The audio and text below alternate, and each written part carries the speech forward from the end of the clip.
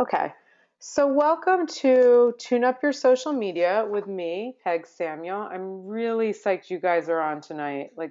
I love teaching and I love helping people learn about social media. So, for those of you that don't know me, I'm Peg Samuel, and my Twitter handle is @SocialDiva.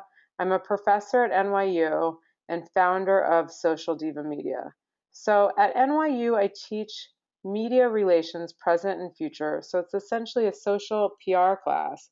And I'm the founder of the boutique agency Social Diva Media, and we specialize in media, entertainment, fashion, and wellness brands.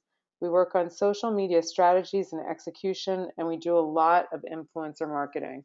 So some notable projects and clients I've worked on are the Grammys, the NBC Summer Olympic Games.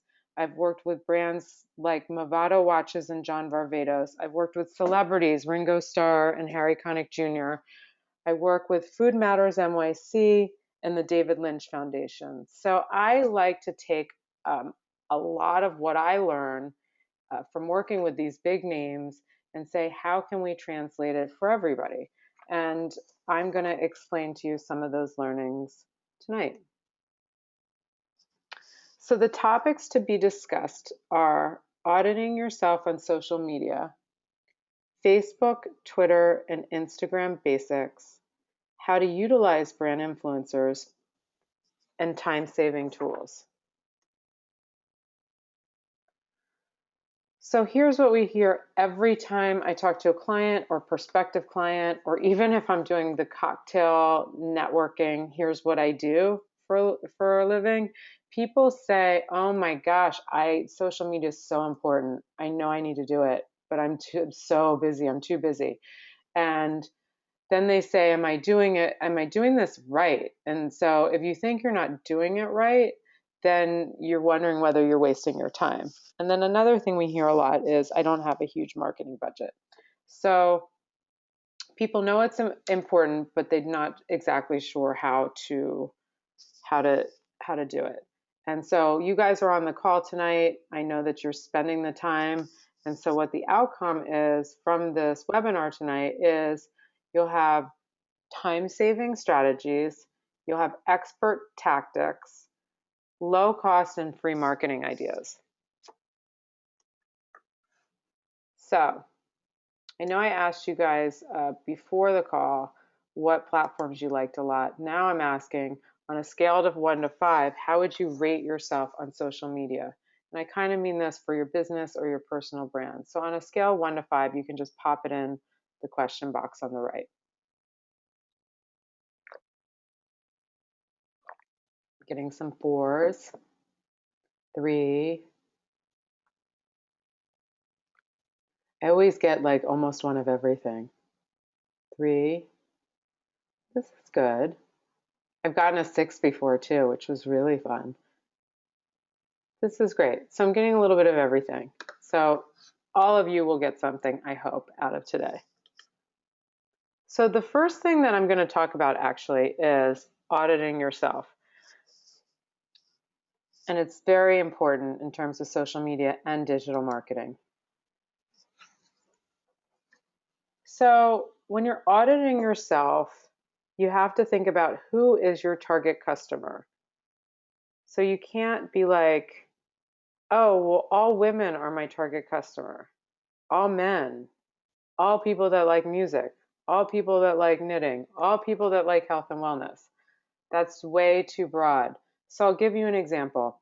You really need to hone in on your target market, and I'll give you an example that I love to use is, say you're women's exercise clothing. And yeah, you could be like for all women who wear exercise clothes, right? But you're going to need to narrow it down for your marketing message to reach out. So you need to be targeted. So let's say your clothes are great for yoga and they're contemporary cuts and colors. Then you want to say your demo is more like the 20 to 35-year-old.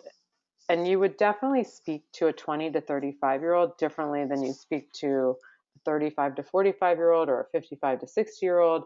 So the idea around this is,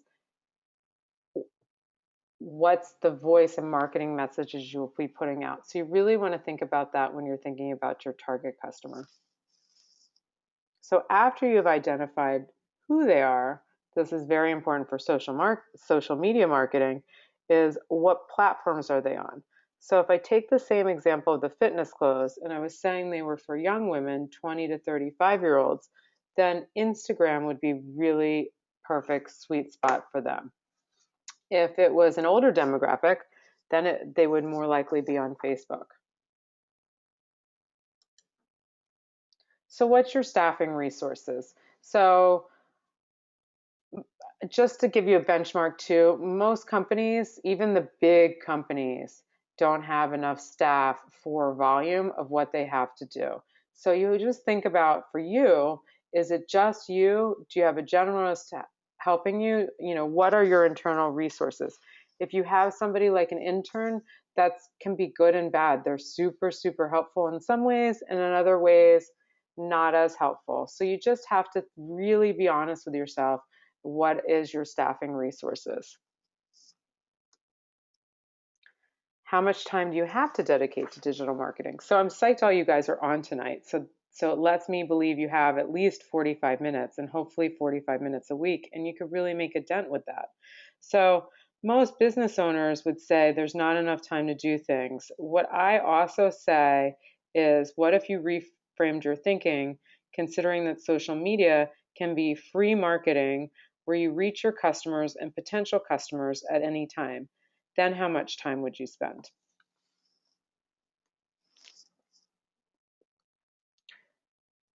Then you have to think about, what are you offering? What is the valuable content you're offering that will go along with your product or service? So if I'm talking about the athletic fashion brand again, just to keep a consistent example, you could think about the product and product features, and maybe there's a special design element to the fabric. Is there special events that the clothing is tied to? They could potentially do a partnership with yoga studios, or maybe even find some like yoga brand ambassadors. And I'll talk about brand ambassadors in a little while. So here's all the questions again. So who's your target customer? What platforms are they on? What are your staffing resources? How much time do you have to dedicate to digital marketing? And what are you offering? Because once you have this, you'll know where they're hanging out online. So this is my biggest time saver I have for you tonight. And it's to effectively spend your time on the platforms where your customers are. So pick fewer platforms and do them well. You don't need to be on every platform. And I've mentioned at least 4 already, and there's countless others, especially for my music friends on the line. It's my experience, you'll do a better job at less platforms and you'll be way more effective. So again, to give you the benchmark, the ones doing it really well, like a Red Bull, has a whole in-house team on their social. Most likely also has an agency as well. I know Kate Spade, who does a nice job, does have an in-house team and an outside agency. So it's like multiple people getting that done. So just giving you that idea that if you're a small business owner, you know, if you pick one or two and just do them really well where your target market is, you'll make more of an impact. Because if you think about it, you're spreading yourself too thin over too many. You're doing not a good job, and none of them build traction.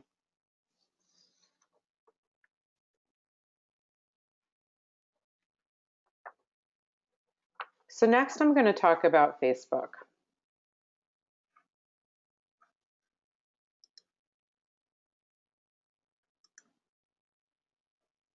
So 80% of social network users prefer to connect with brands through Facebook.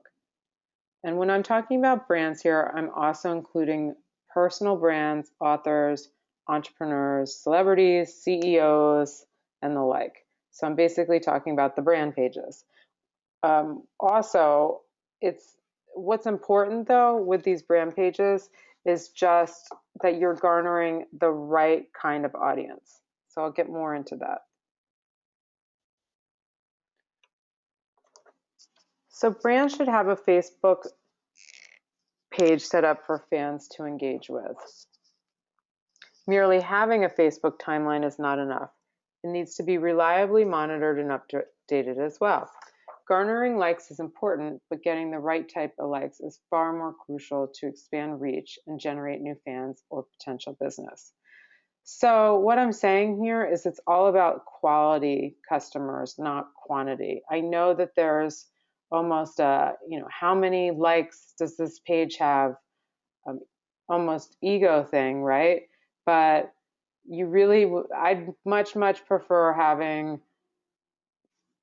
a few hundred people that are highly engaged with my page versus thousands of people that aren't doing anything or buying anything. So it's all about quality. So even with that, this is the question I'm going to get. Well, how do I get more likes and quality likes at that?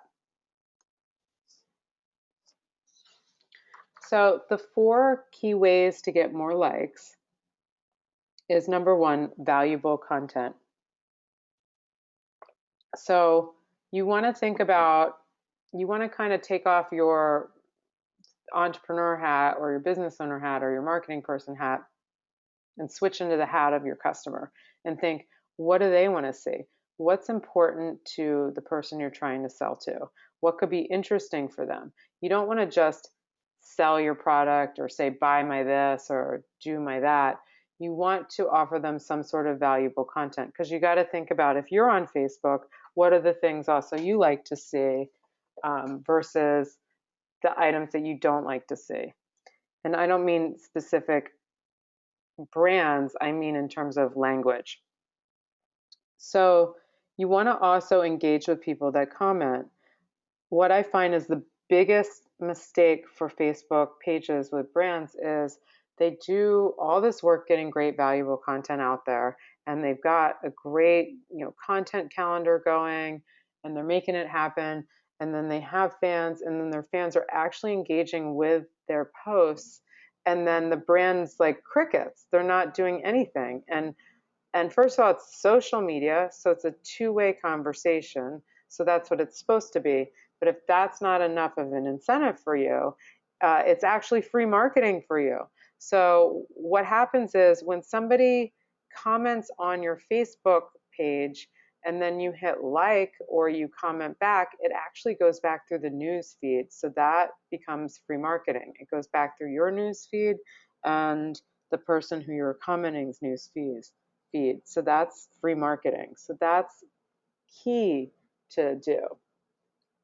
You also, now this isn't free, but I have to put it on here as a best practice. So Facebook advertising is really cool. It's very specific and there's a lot to it. And for not a lot of money, you can advertise your page, you can advertise your product, you can advertise ebooks, you can do lots of things with Facebook in that way. So it's pretty cool. You can advertise an ebook to build your email list through Facebook. Lots and lots, almost endless options of what you can do with that. With your Facebook page to get more likes, you can also do promoted posts. So the thing about promoted posts is, or Facebook, is when you have a Facebook page, sadly, Facebook has changed algorithms that only about 1 to 2% of the people that like the page will actually see each post. It's an EdgeRank thing. I wrote an article saying it's not facebook.org. There's really nothing we can do except for try to work around what's the new best practices around it. So they really want us to spend money with them, right?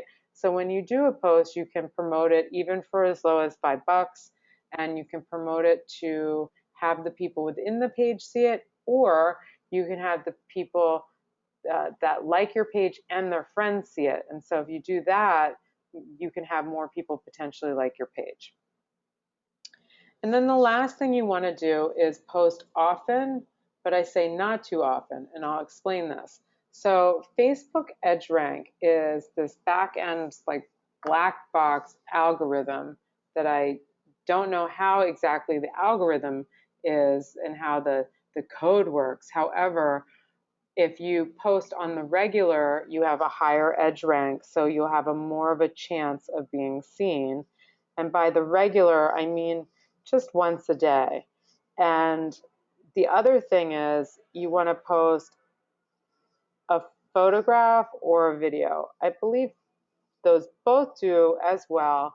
One is weighed a little bit more, but what I would say is if you're going to post a video, make sure it's really short. And I mean like minute, minute and a half short. People's attention spans are limited. So you don't want it to be long if you're doing a video.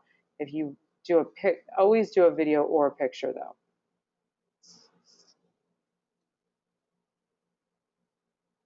So now I'm going to talk about Twitter.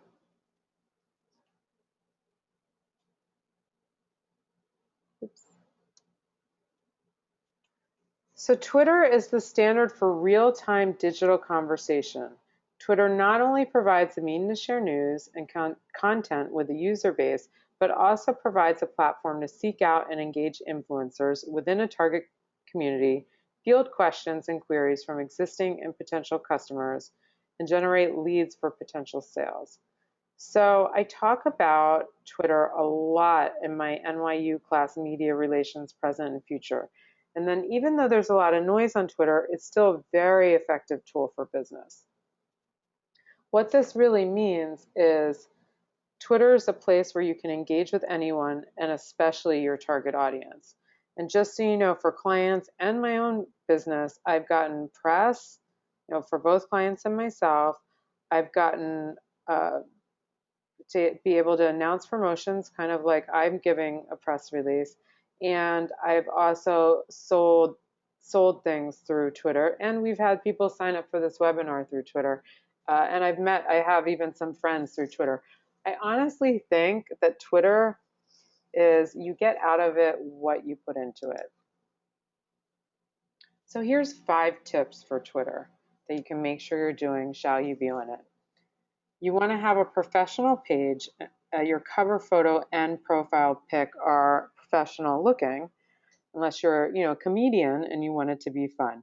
So your cover photo is that larger photo above your profile picture, and you want it to depict something of your business, just an extra layer of some sort of imagery around your business. If you were to pull up my Twitter, it's a picture of me and the logo of my business. You want to just be careful of sizing for multiple platforms. So you just want to look at that on multiple platforms when you upload that. And then you also, your profile picture, I suggest highly going with a standard profile picture across all your platforms. Now, this is what I suggest for personal brands and businesses. For businesses, it might not be a picture of you, it may be your logo. So you just want to decide, depending on your business, what seems more relevant to you.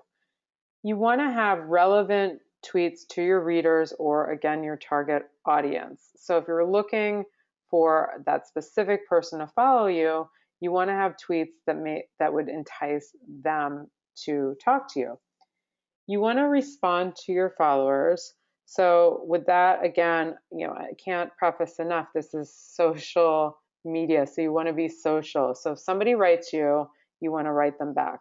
The only time I say you don't have to write everybody is if somebody writes you something that's just not relevant to you and it seems like it might look spammy or something like that. As long as it doesn't look like total spam, or I would maybe block it, I would just say respond to everybody unless it looks super irrelevant. You never want to start your tweet with the @ if you're trying to broadcast. So I'll tell you an example of this. If you guys were to go on Twitter right now and say you're wanting to tell all of your followers what a great webinar you're on, right? So I hope you think so. And you say @SocialDivas killing it on this webinar.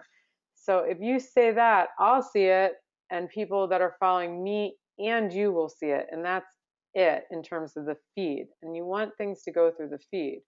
If you're just trying to write me that, then cool. But if you wanted all your users to see that, then you want to put a dot before the @ dot, the @Social Diva is giving a killer webinar right now.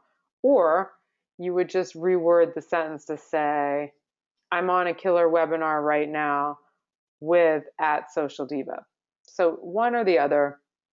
You want to be succinct in your messaging, and I'm just saying that because a lot of people, it's still a thing that a lot of people don't know. So you want to make sure that if you're trying to broadcast, that everybody can potentially see it. And then you want to use hashtags wisely. And I'm going to go over that in a moment. So what's your comfort level with hashtags? 1 to 5. Hit me up in the question box.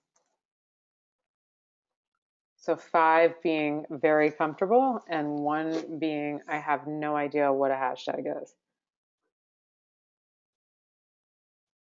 Ones, 3, 4. Great.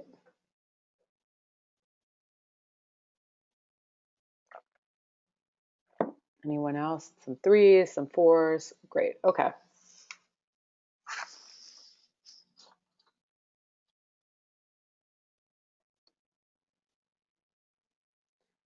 So for those of you that put a 1 in, I'll tell you what a hashtag is. So if you put the pound sign and you put, say, social media tips into Twitter, it'll come up with all the tweets that have that hashtag.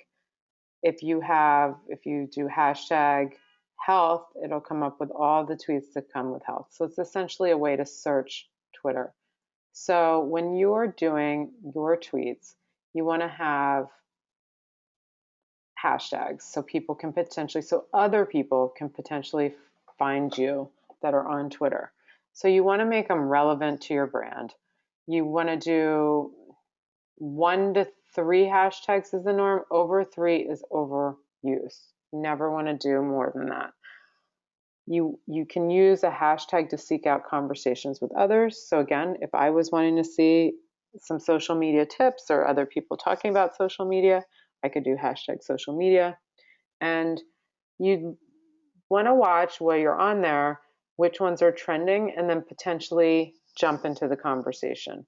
So in terms of the trending ones, it's either going to be, just depending on what screen you're on the left-hand side or the right-hand side. And so you want to look for ones that are trending, but you also, if you're thinking about jumping into live conversation, you want to know what that's about. So one great example is, say you're a fashion person, like you're a stylist, and I think I have one or two on the call, and at least. And say you are doing that, so you might want to watch the Oscars in live tweet. You know, if you're not busy with the Oscars, you watch the Oscars or the MTV Music Awards or any of the award shows where it's like all about the red carpet, and you get yourself into the conversation of Oscars, right? Sometimes things are tweeting and we don't know what they're about. So you want to be mindful of, what is this hashtag about? I talk about this a lot in my social media PR class at NYU, is be really mindful of jumping into conversations without knowing what it is, because there's been some major, I'm just going to say F-ups. And I'll give you an example. So DiGiorno Pizza, or there was the Ray Rice video released where he was like beating his fiance at the time, now his wife, and a hashtag started trending around women that were coming forward that they had been abused, and the hashtag was why I stayed, and that was trending. And so the social media manager at DiGiorno Pizza saw that was trending, jumped on it and said, hashtag why I stayed, you had pizza. Not funny. So that person, of course, did an apology, but you know, the damage goes out and is done. So you don't want to jump into conversations without seeing what the conversation's about. And then finally, you want to look for ones that are interesting to your brand. So you just want to look for, if it's not trending and you're using hashtags to seek out conversations, think about what might be interesting around your brand and look for those and potentially meet people. So I'll give you just an example, and I kind of did talk about this a little in the last slide. So for mine, I might look up social media and social media tips, and then even social TV, because as I was using some television examples, it's because I've done a lot of television work. So social media, social TV would be something that I would find within my circles of people talking about that.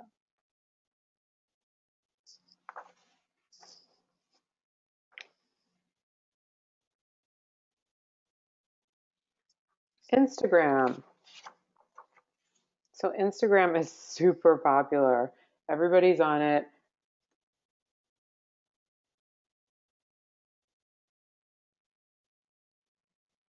Sorry, I saw a little note here from the webinar. Um, Anybody hit me up in the box in case if you can't hear me. Um, so Instagram, everybody, I say everybody's on it, right? Because everybody talks about it to me, but the facts are 300 million active monthly users, 18.5 billion photos are shared in total, 1.65 billion likes, and 60 million photos shared every day. So that's massive. The average age group is 18 to 29. So again, speaking about target audience, if that's your target audience and less is more, this is where you want to be. So here's some tips around Instagram. You want highly creative, instantaneous, and I do those quotes. I want to do air quotes, but I know you guys can't see me. Photos. So Instagram is a visual platform. So you want to make sure your photos, your pictures are interesting and in focus. And this is super important. Make sure you have good lighting. Like when you don't have good lighting, it really, to me, it doesn't work. It really, I'm looking at some even celebrity, the only people it works for to not have good lighting are celebrities. And even that, I don't like the pictures, but they can get away with it when they have 30 million followers. So make sure your lighting is good. And with that, you can take a picture and try to lighten it up in the app.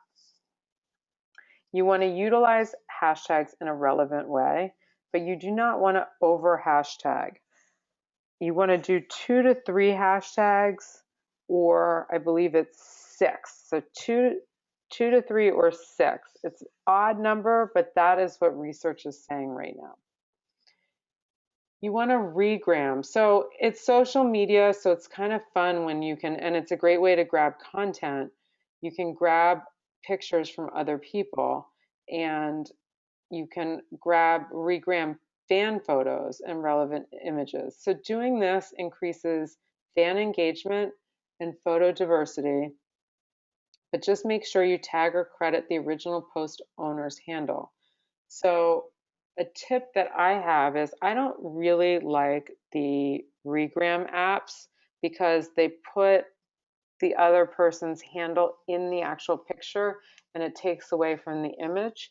So what I like to do, and my team likes to do too, is we take a screenshot of the picture and then we repost it as opposed to using the app.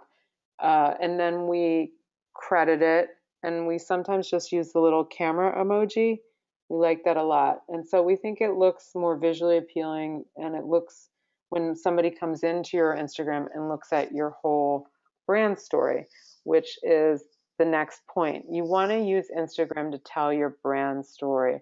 So especially when you're getting new followers. So they don't follow you from just liking one picture. They don't have to. If they're finding you through hashtags, they can like your picture and not even follow you.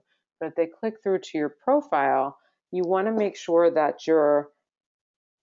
all of your pictures are interesting. And then you could even do something like make sure they're all have a little succinct of your brand colors. You just want to be mindful of what your brand is about and think about how you want to feature your brand visually.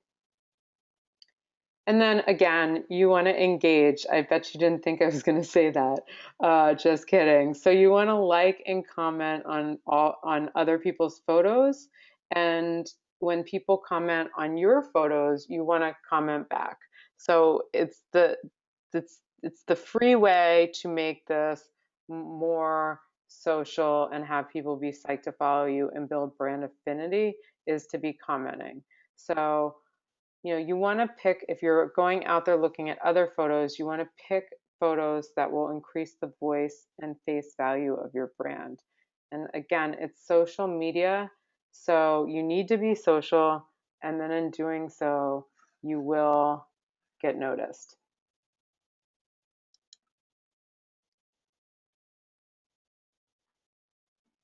So marketing with brand influencers. This is a way that you can utilize friends and others for free marketing for your brand, product, or service.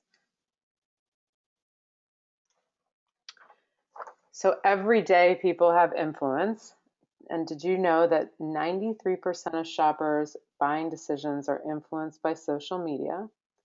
90% of consumers trust peer recommendations, and only 17% trust advertisements. So that's really interesting facts. It sounds like we want to be on social media and that they trust their peers over ads. That's what I get out of that. So influencer marketing, what is it? What's a brand influencer's role? So their role is to have they have powerful impact on potential customers. They represent brands while driving word of mouth marketing. They embody brands' target market. They're visionary, they're a spokesperson, and they're well known within their communities. So I'm going to give you a case study example in a moment, but in class I talk a lot about this too, the magic middle. So you could have several bloggers that will have the same overall impact as one A-list blogger, maybe more. So I have a client testimonial here. At Bonfair, influencer programs are a critical piece of our overall marketing mix. The word of mouth endorsement is an impactful form of social PR and goes much further than any other form of paid marketing. Working with Social Diva Media on this program was ideal. They're creative, savvy, and connected in all forms of integrated marketing. Thank you, Sherry. So what she's saying here is, she's a company and they're spending money on all forms of marketing, and they found that this influencer program was the critical piece. And so much so that they actually, if you'd never heard of this company, they've sold to Modi Operandi. So pretty proud of that, and I think I'm hoping that I had something to do with it. So I'm going to give you an example here, a real live example. So I have a case study for #GoRed. We did a portion of this activation for the American Heart Association, and we were getting the word out about heart disease during the month of February. So what we did, and this is what you would do, is you would look at who do you know that has influence within their community that would support your brand, your service, your cause. And so just to run through ours, we looked at who we did know with influence within their communities that would support this cause with a post, tweet, or picture. And we also looked for, with something like this cause, again, target market could be, yeah, right, all women, even men this affects. It's heart disease, right? But what we look for, because what we look for to make this more targeted for us internally is influencers that embodied something with health and wellness. So we looked at Donna, a holistic health coach, Patricia, fitness guru, Jen Groover, an empowerment speaker, Carrie Kam, an author, I Did It, Latham Tom Mama Glow, fitness guru, Kristen McGee, and then Dina Manzo, celebrity, but also known for being the healthy housewife. So we asked them to post, tweet, and spread the word. And to make things easier, we offered them pre-written tweets that they could use. So these are examples of the posts. And I'm sorry that some of them are a little bit small here, but you kind of get the idea. So you see on the left, Dina Manzo, her tweet was Friday is National #GoRed Day. Wear red, tweet red, and spread the word. 1 out of every 3 women die from this heart disease. Let's change this now. And then I wrote, heart disease is the #1 killer of women, and it's more deadly than all forms of cancer combined. Post red pictures today to support #GoRedDay. So those were posts and tweet copy that we actually pre-wrote to make it easier for the influencer to post. And then on the right, Melanie Savianti put, I #GoRed for my mom, and Tara Stiles did #GoRed social, Diva says get involved, and did her red yarn. So they went and did their own. So anytime you ask an influencer to post for you, you want to give them some parameters. You want to offer them the content. You also want them to be able to go into their own brand voice. And for us, our goal was, we just want you to definitely use #GoRed was the most important marketing piece of this campaign. And of course, getting the word out about heart disease. So we offered some pre-written if they want to use it, or they could use it themselves, and we gave them direction. And so essentially for this campaign, our portion, we got over 2 million impressions. And I know that you're probably thinking, well, this is a heart diseases charity. It's pretty easy to get people to do it. We've done this with other products and services like Bonfair. I'm going to be actually offering a full hour training course on this that I'm going to talk about in a couple of minutes that can help you set these things up.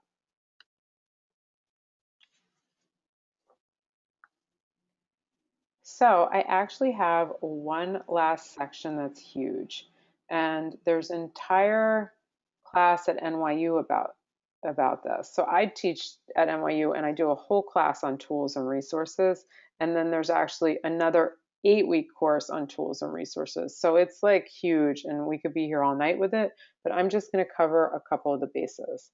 And then we're going to have time for all your Q&A, and I also want to talk to you about social media school and any upcoming courses I have for you. So I could spend an hour on each one of these tools and resources, but my first recommendation to any client, and that now includes you, is to pick a content scheduling tool such as Sprout Social or Hootsuite. What they do is they schedule and they aggregate a lot of information to one place. They make it easier for you to work with your content, engage, and they also have great reporting. So the difference between, I would say, Sprout Social and Hootsuite is, first of all, price. Sprout Social is a little bit more expensive. I think it's around either $49 or $59 a month. Don't quote me, but it's right around there. I don't get anything out of recommending them or any of these other tools. What I like about them is you can schedule multiple, you can put in one tweet and schedule the same tweet for multiple times. And the reports are really actually appealing looking. So they have really nice reporting over, say, Hootsuite, which is actually my favorite #1 tool for scheduling. What I like about it mostly is a tip that I'm going to tell you on my next slide. But the price, I believe, if it's just one person, I can't remember if it's free. I just don't remember because I have a team, and even with my team, it's only about $20 a month. So it's lower than that. So I really like Hootsuite. I like Sprout Social. And then for the next two platforms, you definitely want to take advantage of, and they're free, is Facebook Analytics and Twitter Analytics. So they're free, and you can go in just every once in a while and check out kind of what your audience is up to and who's following you and how your posts are doing, and see if you want to pivot anything. So I say to take advantage of those as well. So I want to give you one last time-saving trick, and this is actually on Hootsuite. That's why I was saying I'd give you this trick on Hootsuite that I like a lot. But you can do this on Twitter as well. It's just easier to look at on Hootsuite. So this is my last time-saving tip. And basically, on Twitter, and you can make this also through Hootsuite, but you have something called Twitter lists. And you set up lists of people you want to follow and engage with. So it makes it easier that you're not looking at 1,000 followers at once. You can segment, because I think I'm following like 970 whatever. And if you're following 1,000 or 900 or 500 people, you've got to look through. If you're wanting to engage in a certain way, you have to kind of look through all this stuff to get there. So I'm going to give you. I did this screenshot as an example, and I'm just going to run through it to talk about my example here. So you'll see I have 3 columns, and essentially on Twitter lists, these are just different lists. You can make your list public or private. If it's public, other people can follow your list. You can follow a list that somebody else has made. So if somebody has a list that you like, you can just follow it and you don't have to make your own list. How I have it set up in Hootsuite is so I can see multiple lists at once. So on the left, I have social brand, in the middle, influencers, and on the right, luxury brands. And then going back right to left, basically I was following all these luxury brands because I had a luxury client. And so at any given time, when I wanted to know what the luxury brands are talking about, I would just look at this tweet stream. And I may not be engaging with them, but I know what's going on. Or if I was tweeting from the brand itself, I could be engaging with them, just depending on what made sense. So in the center, I have influencers. So influencers can be anything, for your brand. Back to my yoga clothes example, it could be every yogi superstar, every fitness person. But in this case of when I took this screenshot, which was a while ago, the influencers that I was looking at were beauty and fashion influencers. So I had a list of them that at any given time I could see what they're talking about and potentially engage with them. And then on the left here, I had social brand, which essentially was a list of my contemporaries. So if I wanted to see what other people were saying, give some shout outs, retweets, that kind of thing, it was really easy for me to connect.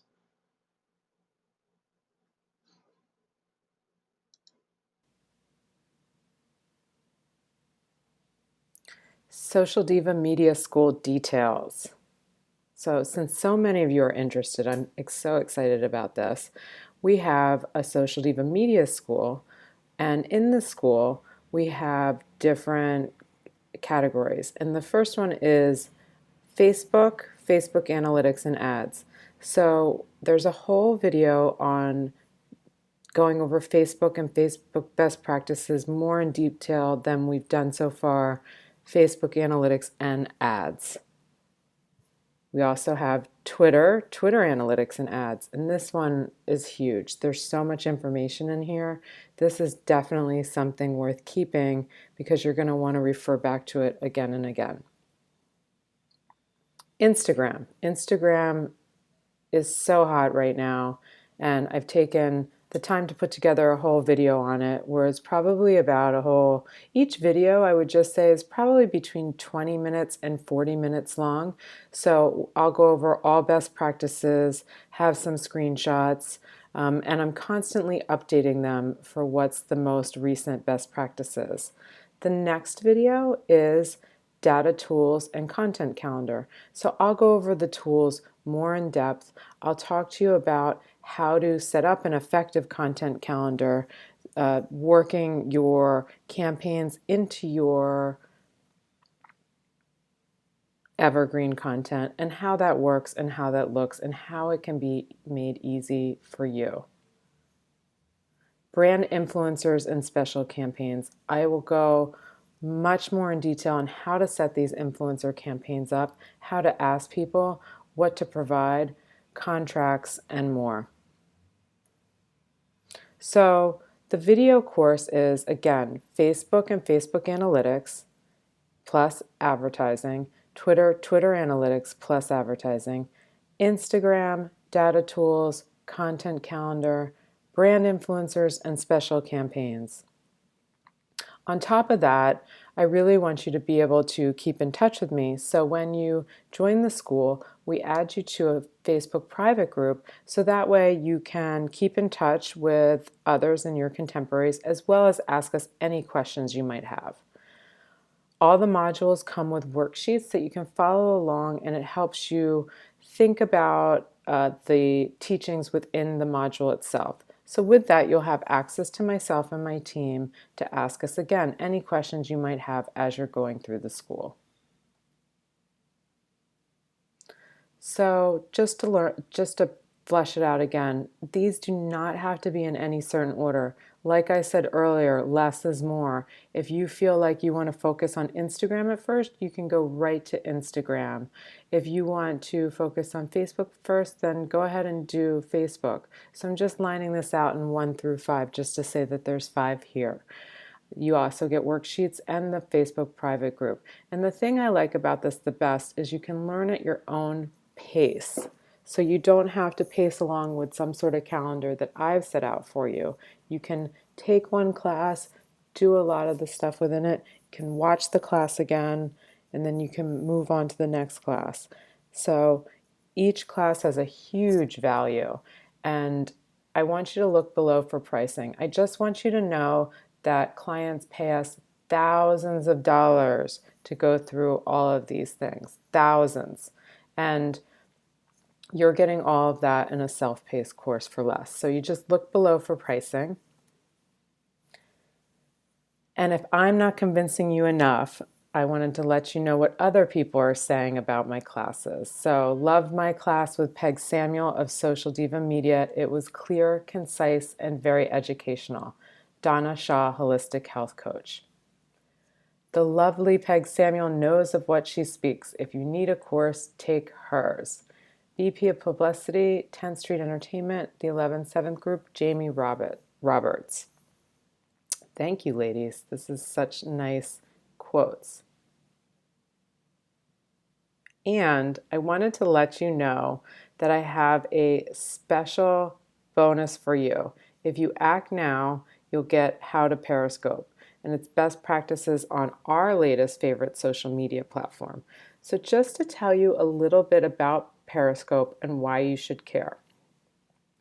Twitter bought Periscope back in February for a reported $100 million. To me, that raises my eyebrows to know that this is a platform that's probably not going anywhere anytime soon, meaning folding like some other fly-by-night platforms. And what it actually is, it's a live video app. So it's really addicting when you get on. And it's really very interesting because it's a live video feed. It truly is social media. And what I feel is if you're really into it, you can get on now and be an early adopter. So with that, if that interests you, you get the How to Periscope within the rest of the course for free if you act now. So again, just to reiterate everything that I'm offering you today in the Social Diva Media School: Facebook Analytics, Twitter Analytics and Advertising, Instagram, Data Tools, Content Calendar, again, advertising for everything above, brand influencers and special campaigns. You'll be included in the Facebook private group once you send us your payment. We'll hook you up. Worksheets for everything above, access to myself and the team, and How to Periscope. So pricing is just below. I want to help you make a great business.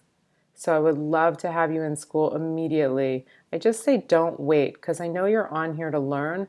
So it would be great to have you come on board and just learn that much more. I really can save you time and money. So act now. We'd love to have you in school.